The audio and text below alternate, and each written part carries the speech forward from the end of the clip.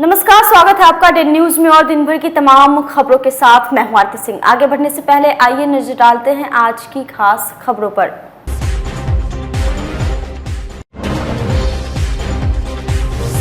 बारिश जलजमाव से त्राहिमाम कर रहे हैं शहरवासी, व्यापारियों का है बुरा हाल। विपक्षी दल के विधायकों ने साधा निशाना, कहा शासन प्रशासन दोनों है फेल।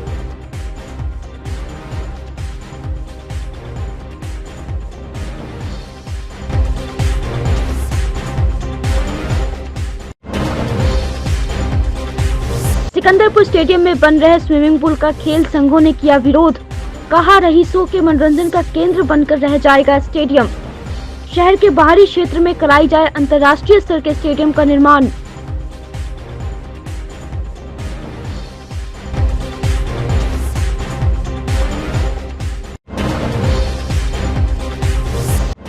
और मुहर्रम के दौरान जिले में शांति व्यवस्था कायम रहे, इसे लेकर प्रशासन है मुस्तैद।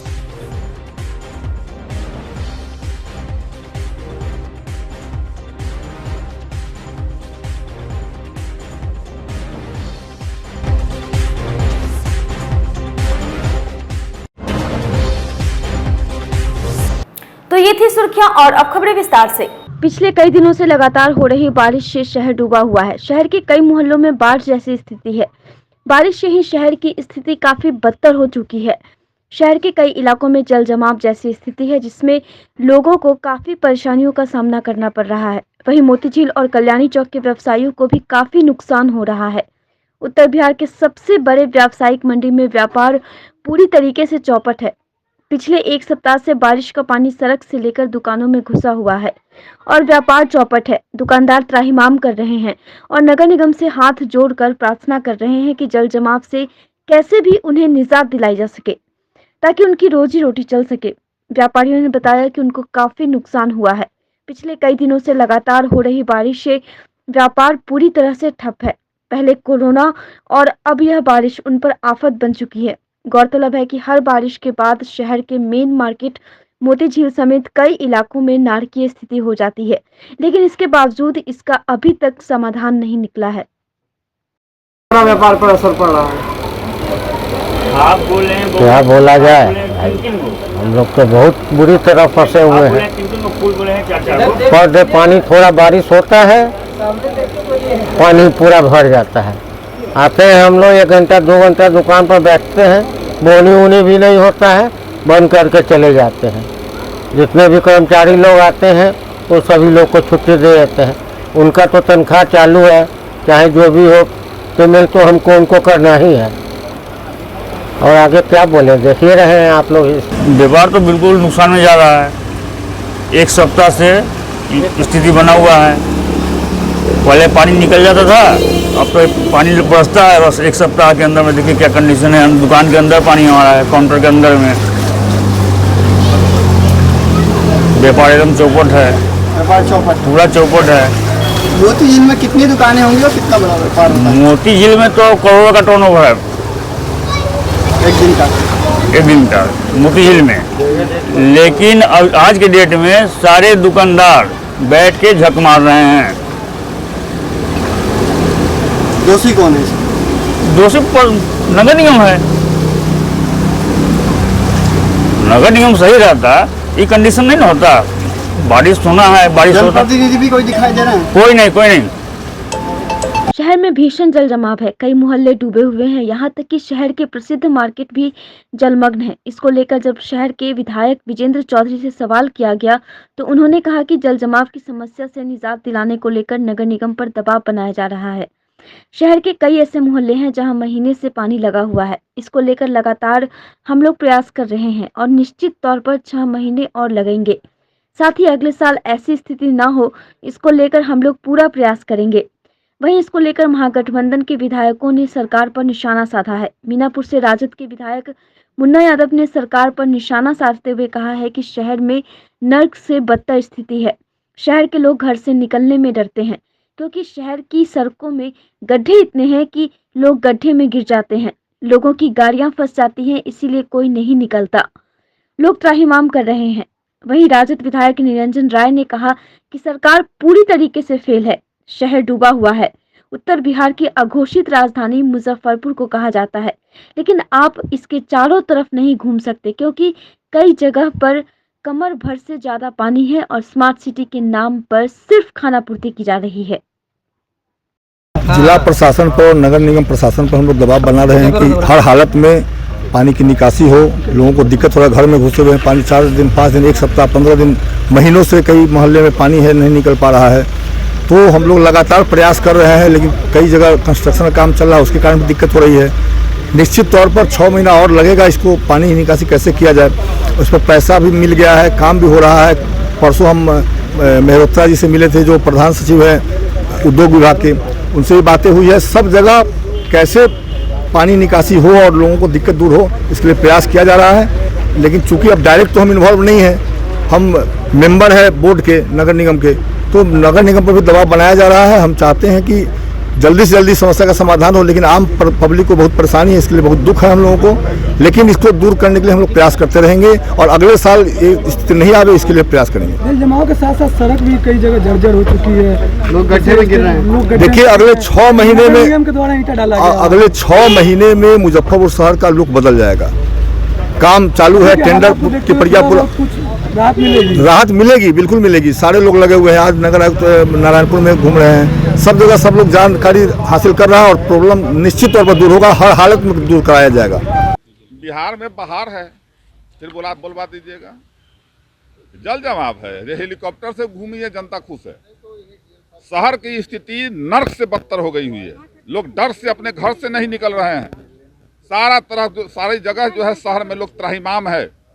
आप कहीं निकल पाइएगा, जिधर जाइएगा उधर जो है गाड़ी फंसता है, कोई नाला में गिरता है, कोई कहीं गिरता है। कौन जिम्मेदार है? सरकार जिम्मेदार है। अभी हमारे बड़े भाई विजेंद्र जी तो अभी साल भर से अभी विधायक हुए हैं इधर, फिर पहले तो शहर का स्थिति अच्छा था। ये 8 महीना हुआ है, प्रयासरत हैं। आगे आने वाला बरसात जो है मुजफ्फरपुर के लिए ऐसा स्थिति नहीं रहेगा, हमको भरोसा है, क्योंकि पहले से पूर्व से ही मुजफ्फरपुर के बारे में ज्यादा अवगत। स्थिति जो है बहुत ही भयावह है। मुजफ्फरपुर तो समझिए कि उत्तर बिहार की अघोषित राजधानी है और यहाँ ऐसा है कि अभी आप गाड़ी से भी शहर के चारों तरफ नहीं घूम सकते। इतनी ज़्यादा पानी है कि गाड़ी मैंने कमर भर पानी है पूरे शहर के सभी सड़कों पर। बहुत ख़राब स्थिति। यहाँ स्मार्ट सिटी के नाम पर कितने समय से अभी यहाँ कुछ भी नहीं हो रहा है, सिर्फ खानापूर्ति हो रही है। लगातार आम आवाम परेशान है। दुकानदार जो भी हैं, जो भी व्यवसायी वर्ग के लोग हैं, उनके दुकानों में पानी है। लोगों के मतलब इतनी आम आवाम को दिक्कत हो रही है, क्या बताएं। सरकार बिल्कुल, तो अभी आप ही के विधायक है, अभी विजेंद्र चौधरी जी आप ही के, ये आज अभी विधायक बने हैं और अभी तत्काल अभी कैसे संभव है। इससे पहले तो पूर्व में मंत्री रह चुके हुए हैं, नगर विकास आवास मंत्री। क्या स्थिति है, सरकार पूरी तरह से फेल है और इसमें मतलब सरकार को कार्रवाई करनी चाहिए। शहर में स्मार्ट सिटी कार्य के तहत स्टेशन रोड स्थित 122 गुमटी दुकानदारों को नगर निगम द्वारा खाली करने का आदेश दिया गया है। दुकानदारों को पुनः दूसरी जगह स्थापित कराने की मांग को लेकर मंगलवार को जिला राजद के जिलाध्यक्ष रमेश गुप्ता के नेतृत्व में जिले के विधानसभा क्षेत्र के महागठबंधन विधायकों का प्रतिनिधि मंडल जिलाधिकारी प्रणव कुमार से मुलाकात कर जल्द से जल्द समस्या का निदान करने की मांग की है। वहीं जिलाध्यक्ष ने बताया कि रेलवे स्टेशन के सामने 4 दीवारी के बाहर रेलवे महाप्रबंधक द्वारा बेरोजगार नौजवानों को 1972 में 122 दुकान के लिए जगह आवंटित किया गया।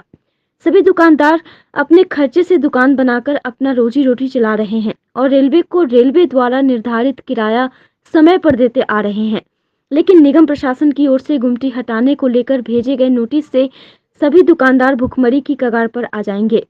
सभी 122 दुकानदार को विस्थापित करने से पहले स्थापित करने की व्यवस्था की जाए। नगर निगम परिसर के बाहर रेलवे के अहाता में 121 दुकान है जो स्टेशन रोड में बना हुआ है, उसको बगैर एडजस्टमेंट किए हुए, बगैर स्थानांतरित किए हुए उसको उजाड़ने की बात हो रही है। हम लोग स्मार्ट सिटी बने इसके पक्षधर हैं, लेकिन वो लोग जो 1971 से जो बसे हुए हैं उनको दूसरे जगह कहीं जगह मिल जाए। चूँकि 121 जो परिवार ऐसे हैं जिनका उसी से भरण पोषण होता है, उसका वही रोजगार है, तो उसको बसाया जाए। तो डीएम साहब बोले हैं कि डीआरएम जो हैं रेलवे के, उनके अहते में और माल गोदाम चौक के पास जगह है, वहाँ बसाने की बात हम लोगों ने किया है। और जल जमाव पर भी हम लोगों ने इनसे गप करने का काम किया कि जहाँ तहाँ नाला टूटा है और सही ढंग से पानी निकासी नहीं हो रही है, उस पर आगे की कार्रवाई हो ताकि मुजफ्फरपुर शहर जलमग्न से बचे। मुहर्रम पर्व को शांतिपूर्ण और भाईचारे के साथ मनाने को लेकर मंगलवार को समाहरणालय परिसर में शांति समिति की बैठक हुई। आपको बता दें कि कोरोना को लेकर सरकार द्वारा जारी गाइडलाइंस के अनुसार जुलूस और किसी भी कार्यक्रम के आयोजन पर पूर्ण प्रतिबंध रहेगा। इस बैठक में जिलाधिकारी Pranav Kumar, SSP Jayantkant, SDM Kundan Kumar, DSP पूर्वी, सीटीएसपी सहित अन्य पदाधिकारी मौजूद थे। वहीं डीएम प्रणव कुमार ने कहा कि बैठक में मुहर्रम पर्व को लेकर शांति समिति की बैठक कर सरकार का जो गाइडलाइंस है उसको लेकर सभी को स्पष्ट किया गया। साथ ही कहा कि मुझे उम्मीद है कि जिस तरह से मुजफ्फरपुर के लोगों ने पूर्व के त्योहारों में सहयोग किया उसी प्रकार सहयोग प्रदान कर शांतिपूर्ण पर्व मनाएंगे। एसएसपी जयंतकांत ने कहा कि किसी भी तरह का जुलूस, डीजे और सार्वजनिक प्रदर्शन पर रोक है। साथ ही कहा कि ग्रामीण इलाकों में विशेष निगाह रहेगी। वहां के थानाध्यक्षों को भी निर्देश दिया गया है। समिति की बैठक में जो आगामी मुहर्रम त्यौहार है इसको लेकर के हम लोगों ने जो सरकार के गाइडलाइंस हैं उसके बारे में सभी लोगों को स्पष्ट किया और इंटेलिजेंस की को और ज़्यादा मजबूत करने के लिए सभी थानाध्यक्षों को निर्देशित किया गया है और शांति समिति के सदस्यों के माध्यम से हम लोग सभी अखाड़ा को ये संदेश क्लियर कर देना चाहते हैं कि कोविड गाइडलाइंस के आलोक में किसी भी तरह का समारोह और आयोजन प्रतिबंधित है तो उसका पालन अवश्य करें और हम लोग को पूरी उम्मीद है कि मुजफ्फरपुर के लोगों ने जिस तरह से पूर्व के त्योहारों में पूरा सहयोग प्रदान किया है उसी प्रकार सहयोग प्रदान कर शांतिपूर्वक इस पर्व को भी निकालेंगे। जो भी शांति समिति की बैठक हुई है उसमें सभी लोगों को बता दिया गया है कि किसी भी तरीके का जुलूस का, लाउड स्पीकर का उपयोग और कोई भी सार्वजनिक प्रदर्शन पर रोक है और इस मामले में विशेष तौर पे लोगों को सभी को बताया गया है। हम लोगों की ग्रामीण इलाकों में विशेष निगाह रहेगी और वहाँ के भी एसएचओस को, वहाँ के भी अधिकारियों को बोला गया है कि आप लोग विशेष निगाह रखेंगे इस मामलों पे और किसी भी तरीके का कोई भी अगर मामला नज़र आता है तो उसमें एफआईआर ज़रूर दर्ज होगा और उसमें कार्रवाई भी होगी। और हम लोग यही समझते हैं कि जो आने वाले फेस्टिवल है वो उसमें कोई अनसीन इवेंट नहीं होने पाएगा। Thank you. अवैध वसूली और आए दिन मारपीट किए जाने को लेकर गंज बाजार मीनापुर के ऑटो चालकों ने मंगलवार को चक्का जाम कर दिया। इन सबका आरोप है कि गंज बाजार से मुजफ्फरपुर 0 माइल जाने वाले ऑटो से 0 माइल ऑटो स्टैंड के इंचार्ज के कर्मचारी रुपेश कुमार हर दिन 50 रुपए अवैध रूप से वसूली करता है। नहीं देने वाले चालकों के साथ मारपीट की जाती है। रुपेश कुमार के व्यवहार से तंग चालकों ने मंगलवार को अपनी अपनी गाड़ी खड़ी कर धरने पर बैठ गए। चालकों का यह भी आरोप है कि पैसा नहीं देने पर गाड़ी के शीशे तोड़ दिए जाते हैं। ऑटो हड़ताल की वजह से मीनापुर के यात्रियों को काफी परेशानी उठानी पड़ी। अमृत बागान मोहल्ले में 5G टावर लगाए जाने पर मोहल्ले के लोगों द्वारा विरोध किया जा रहा है। मंगलवार को मोहल्ले के लोगों ने एकजुट होकर 5G की टेस्टिंग को लेकर कई तरह की आशंका जताते हुए मोहल्ले के बीचों बीच 5G टावर लगाए जाने का विरोध किया। मोहल्ले के लोगों का कहना है कि 5G के रेडिएशन से कोरोना और चिड़िया के मरने की शिकायतें बराबर वो लोग सुन रहे हैं। इस कारण वह नहीं चाहते कि उनके मोहल्ले में 5G का टावर लगे। यहाँ बगल में 5G टावर का निर्माण किया जा रहा है जिसके रेडिएशन से बच्चों, बुजुर्ग सभी लोगों को खतरा की संभावना व्यक्त की जा रही है। हम लोगों के द्वारा प्रशासन से यह मांग है कि इस टावर को जो बनाने की प्रक्रिया शुरू की गई है, पता नहीं प्रशासन द्वारा एनओसी कैसे दिया गया है क्योंकि ये पूरी घनी बस्ती है और सारे लोगों को इस पे ऑब्जेक्शन है। हम लोगों ने उनसे बात की मकान मालिक के द्वारा, तो उनका कहना है कि प्रशासन से आप लोग समझिए।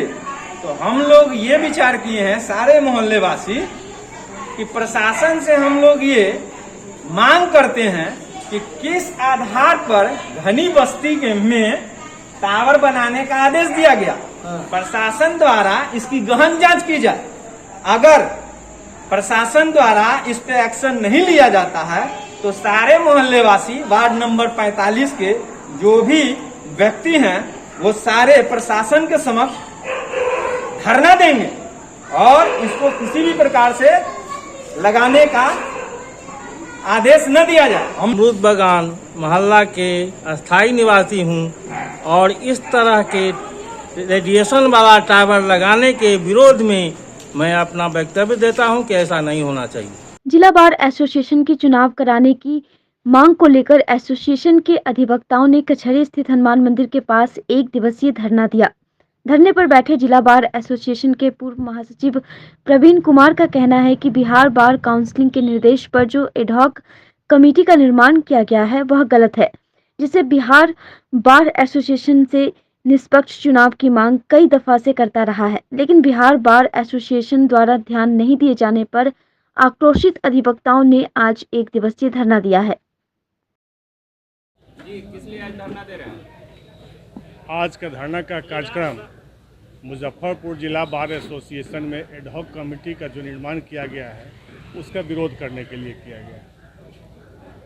3 जुलाई 2019 को हमने मुजफ्फरपुर जिला बार एसोसिएशन का चार्ज लिया था महासचिव के पद पे। उस समय हमारे जो प्रेडेसेसर पूर्व के महासचिव थे उनके द्वारा 9,53,000 रुपया एसोसिएशन के अकाउंट में दिया गया था। उस समय 3 जुलाई के बाद हम कार्यभार संभाले और काम कर रहे थे। जस्ट उसके बाद मार्च 2020 में कोरोना आ गई और तब से अभी तक कोरोना को हम लोग झेल रहे हैं। लेकिन इस कोरोना के बावजूद हमने लगभग 43 लाख रुपया डोनेशन से जमा किया और लगभग 5,000 स्क्वायर फीट में हमने यहाँ पर बिल्डिंग का निर्माण कराया। इन स्पाइट ऑफ दैट, उसके बावजूद भी हमारे विरोधी हमारे ऊपर रुपया के गबन का कुछ आरोप लगा, जिसको लेकर के बिहार स्टेट बार काउंसिल बगैर कोई इंक्वायरी किए, बिना कोई हमसे कमेंट मांगे, नेचुरल जस्टिस को फॉलो नहीं करते हुए एडहॉक कमेटी का निर्माण किया जो एगेंस्ट लॉ है, जिसके लिए हमने ऑनरेबल हाई कोर्ट में भी रिट दाखिल किया है और यहाँ भी हम एडहॉक कमेटी का विरोध करते हैं। चुनाव अपने जगह पे है, इंक्वायरी अपने जगह पे है। इंक्वायरी होती रहेगी, एडहॉक कमेटी किस बात के लिए? आप चुनाव कराओ, चुनाव में हमें हराओ। अगर चुनाव में हरा दिए तो इंक्वायरी होती रहेगी, कार्रवाई भी होगी। लेकिन इंक्वायरी के नाम पर चुनाव को टालना, एडहॉक कमेटी बना के पिछले दरवाजे से सत्ता पर काबिज होना, ये कहीं से न्यायोचित नहीं है। इस बात का हम विरोध करते हैं और इसी विरोध को लेकर के आज हम लोगों ने यहाँ पर धरना का कार्यक्रम किया है। धरना के माध्यम से मैं बिहार स्टेट बार काउंसिल और यहाँ के एडहॉक कमेटी दोनों से मांग करते हैं कि लोकतांत्रिक प्रक्रिया को बहाल करने के लिए लोकतांत्रिक तरीके से यथाशीघ्र चुनाव कराया जाए, जिसके लिए आपको बनाया गया है तदर्थ कमेटी, एडहॉक कमेटी। उस काम को आप करें, 3 महीने के अंदर में चुनाव करावें। अगर आप चुनाव कराने में सक्षम नहीं है तो आपको बने रहने का कोई अधिकार नहीं है। मैं मांग करता हूं कि आप इस्तीफा दें। मुजफ्फरपुर के विभिन्न खेल संघों ने कहा है कि वास्तव में अगर यहां राष्ट्रीय या अंतर्राष्ट्रीय स्तर के स्टेडियम का निर्माण किए जाने की योजना है तो शहर के बाहरी क्षेत्र में इसका निर्माण कराया जाए। सिकंदरपुर स्टेडियम को ट्रेनिंग के उद्देश्य से ही विकसित किया जाए। मंगलवार को स्टेडियम परिसर में आयोजित बैठक के बाद हॉकी एकेडमी के अनिल कुमार, कबड्डी संघ के विनोद कुमार गुप्ता, फुटबॉल संघ के असगर हुसैन, रेसलिंग एसोसिएशन के दिलमोहन झा, बास्केटबॉल एसोसिएशन के अखिलेश कुमार, खो खो संघ के बलराम प्रसाद सहित कई अन्य खेल संघ के प्रतिनिधियों ने कहा कि स्टेडियम के अंदर बन रहे स्विमिंग पूल कहीं से उपयुक्त नहीं है। यह केवल रईसों के लिए मनोरंजन का केंद्र बनकर रह जाएगा। सभी ने एक स्वर में कहा कि स्मार्ट सिटी योजना के तहत स्वीकृत राशि से वाकई राष्ट्रीय या अंतर्राष्ट्रीय स्तर के स्टेडियम का निर्माण कराना है तो शहर के बाहरी क्षेत्रों में उसका निर्माण हो। वर्तमान स्टेडियम का जीर्णोद्धार ट्रेनिंग के उद्देश्य से ही किया जाए। खेल एसोसिएशन से जुड़े हुए लोग, हम लोगों ने स्टेडियम को देखा और देखने के बाद बहुत अफसोस हुआ, क्योंकि ये स्टेडियम जो बन रहा है वो खेल के उन्नति के लिए नहीं बन रहा है। हमको लगता है कि खेल को ध्वस्त करने के लिए बनाया जा रहा है। हम लोगों से, एसोसिएशन के किसी लोगों से, खेल अधिकारियों से कोई राय नहीं ली गई, जबकि खेल का एक ट्रैक होता है, उसका एक मेथड होता है, हर जगह मेजर गिलास होता है, मेजर मेजरमेंट किया जाता है, जो कुछ नहीं किया गया। ना इसमें हॉकी हो सकता है, ना इसमें फुटबॉल हो सकता है और कोई भी खेल इसमें नहीं हो सकता है। तो हम लोग संगठन के सब लोग यहाँ इसलिए जमा हुए हैं कि ये जो बनवा रहे हैं या बना रहे हैं, हम लोग उनके विरोध में खड़े हैं और अगर हम लोगों की बात नहीं समझी गई, हम लोगों की बात को नहीं माना गया, हम लोगों से राय नहीं ली गई, तो हम इस स्टेडियम को बनने नहीं देंगे। हम अपने आंखों के सामने अपनी चीज़ को बर्बाद नहीं होने देंगे। इसलिए हम सभी खेल संगठन के लोगों ने ये डिसाइड किया है कि अगर इसको बनाना है तो हम लोगों के हिसाब से बनाए, और नहीं तो फिर हम लोग आगे जो कार्रवाई होती है डीएम से मिलेंगे, उसके ऊपर खेल मंत्री से मिलेंगे, जहां भी हमको जाना होगा जाएंगे, क्योंकि ये हमारे किसी पर्पस का नहीं है। ये स्टेडियम जो बन रहा है इसमें कोई खेल हो ही नहीं सकता। आप नेशनल, इंटरनेशनल, स्टेट का तो छोड़ दीजिए, डिस्ट्रिक्ट का जो खेल होता है वो भी इस ग्राउंड में नहीं होने जा रहा। वार्म अप भी आप नहीं कर सकते। अगर जिस तरीके से ग्राउंड में बन रहा है, अगर घूमने का पर्पस भी अगर माना जाए तो बूढ़े लोग उसमें गिर जाएंगे। तो हमको लगता है कि ये हम लोगों को हार्म पहुंचाने के लिए, मुजफ्फरपुर के लोगों को तकलीफ पहुंचाने के लिए बनाया जा रहा, हमको बेनिफिट के लिए ये स्टेडियम नहीं बनाई जा रही। भारतीय डाक सेवा की नई और लाभकारी योजनाओं को उत्तर बिहार वाणिज्य एवं उद्योग परिषद के सदस्यों को अवगत कराने के उद्देश्य से मंगलवार को जवाहरलाल रोड स्थित चैम्बर ऑफ कॉमर्स के सभागार में बैठक आयोजित की गई। बैठक में भारतीय डाक सेवा के वरीय डाक अधीक्षक राजदेव प्रसाद ने डाक सेवा की नई योजनाओं को उपस्थित व्यापारियों के लाभ के बारे में विस्तार से बताया। साथ ही कहा कि भारत सरकार ने पार्सल के क्षेत्र में नए लॉजिस्टिक पार्सल लॉन्च किया है, जिससे व्यापारियों को अपने पार्सल को भेजने में आसानी होगी। कि भारत सरकार का वो लॉजिस्टिक पार्सल का जो बिजनेस है, इसके प्रचार प्रसार कर हम लोगों तक जानकारी पहुंचाना चाहते हैं। भारत सरकार ने बदलते परिवेश में पार्सल के क्षेत्र में भी नए नए कार्यक्रम, नए नए हमारा स्कीम आम लोगों के, ट्रेडर्स के लिए उनके ज़रूरत के हिसाब से जो बिज़नेस होना चाहिए उस बिज़नेस को हम लोग देंगे। उसके तहत लॉजिस्टिक पार्सल का बिज़नेस हमारा नया सेवा है। इस सेवा के तहत point to point, end to end solution मिलेगा और लॉजिस्टिक के क्षेत्र में हमारी भागीदारी बढ़ेगी। हमारा इंफ्रास्ट्रक्चर, हमारी जो बेसिक इंफ्रास्ट्रक्चर है वो काफ़ी बेहतरीन है और जनता को जो है विशेष पैकेज दिया जाएगा उनके ज़रूरत के हिसाब से, जिसके तहत free pickup, collection, warehouse पे स्टोरेज, उसका ट्रांसपोर्टेशन एंड डिस्ट्रीब्यूशन का काम हम लोग करेंगे। यही बेसिक हमारा उद्देश्य है कि लोगों तक इन बातों को पहुँचे कि लॉजिस्टिक पार्सल का जो बिज़नेस है वो यहाँ के व्यापारी मुजफ्फरपुर के जो है अपने सामान को बाहर से मंगवाने या बाहर भेजने के लिए सेवा का लाभ उठाएं। सावन की चौथी सोमवारी और अंतिम सोमवारी पर गरीब स्थान मंदिर में गरीब बाबा का पान के पत्तों से भव्य श्रृंगार किया गया। पूजन और आरती के बाद बाबा का षोडशोपचार पूजन किया गया। बाबा को दूध, दही, घी, गंगा जल और शहद से स्नान कराया गया। इसके बाद प्रधान पुजारी विनय पाठक के नेतृत्व में पुजारियों ने बाबा का पान के पत्तों से भव्य श्रृंगार किया।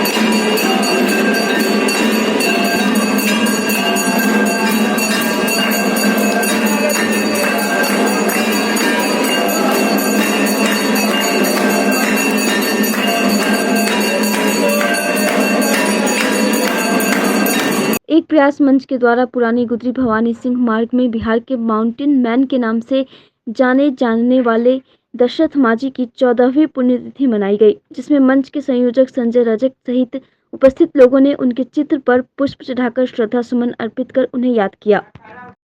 जब तक तोड़ेंगे नहीं तब तक छोड़ेंगे नहीं। आज एक प्रयास मंच के द्वारा पुरानी गुदरी भवानी सिंह मार्ग में बिहार में माउंटेन मैन के नाम से जाने वाले दशरथ माझी जी की 14वीं पुण्यतिथि पर कार्यक्रम का आयोजन किया गया। दशरथ माझी गया जिला के गहलोर गांव में एक मजदूर किसान थे और गांव में जाने के लिए सिर्फ एक रास्ता था, जो पहाड़ था, जो 25 फीट ऊंची थी। जब उनकी पत्नी पहाड़ पर खाना लेके जा रही थी, उन्हीं गिरने के दौरान उनकी पत्नी की मौत हो जाती है।